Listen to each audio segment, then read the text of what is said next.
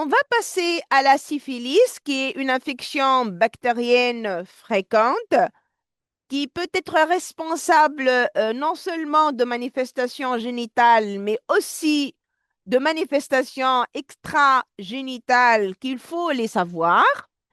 Alors, cette infection est due à un spirochète qui s'appelle Treponema pallidum.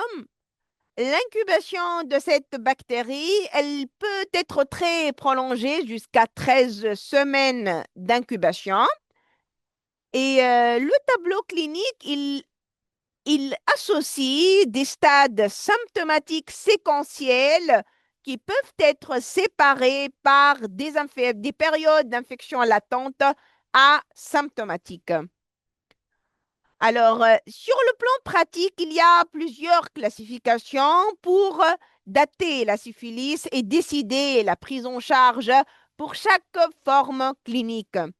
Alors, la première classification, elle est plutôt d'intérêt thérapeutique.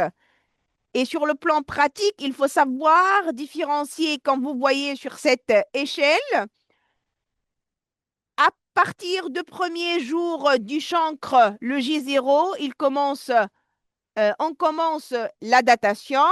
Il faut savoir différencier entre une syphilis précoce, c'est-à-dire une année après le chancre, c'est la période la plus contagieuse de syphilis.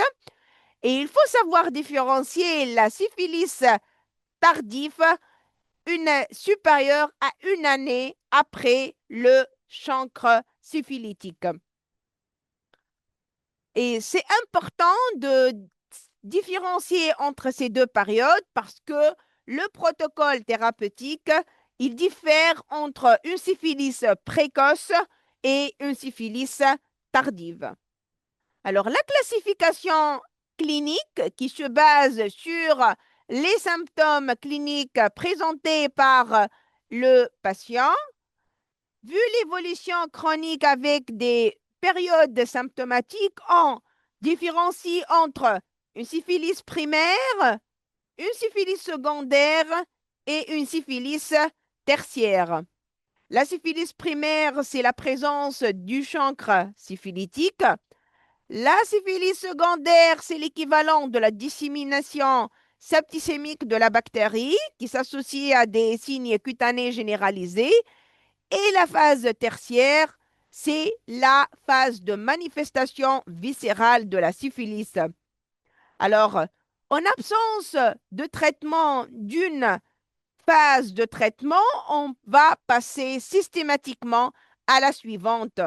Et chaque phase, elle est entrecoupée d'intervalles asymptomatiques qui est l'équivalent d'une syphilis latente. Alors, on commence par la syphilis précoce, c'est-à-dire inférieure à une année après l'apparition du chancre syphilitique.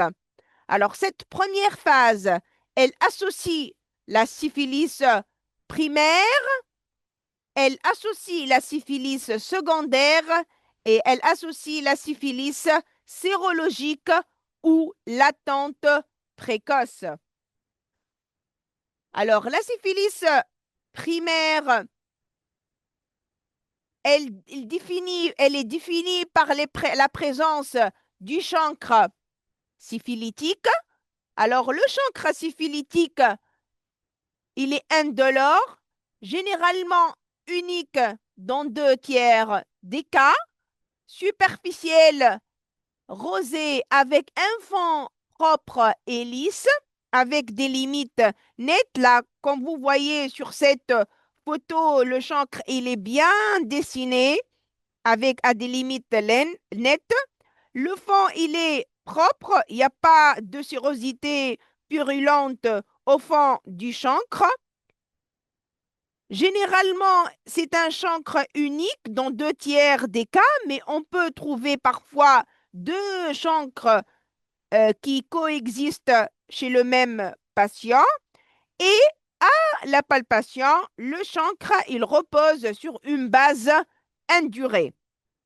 Alors, Ce chancre généralement est associé à une adénopathie inguinale non inflammatoire ou bien non sensible.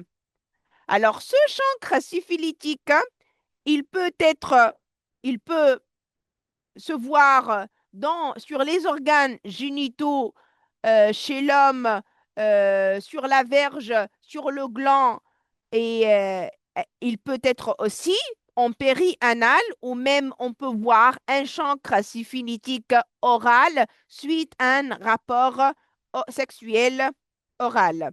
Il faut savoir surtout penser au diagnostic d'une syphilis primaire devant toute ulcération génitale, mais aussi anale ou orale. La syphilis secondaire, en l'absence d'un traitement spécifique de la syphilis en cas de chancre syphilitique, où on peut passer, où le chancre syphilitique peut être absent ou passer inaperçu. On va passer à la deuxième phase de syphilis, c'est la phase secondaire et la phase de dissémination septicémique de la bactérie. Alors, les manifestations ne sont plus génitales, mais plutôt sont des manifestations cutanées généralisées, et cette phase se caractérise par un tropisme cutané.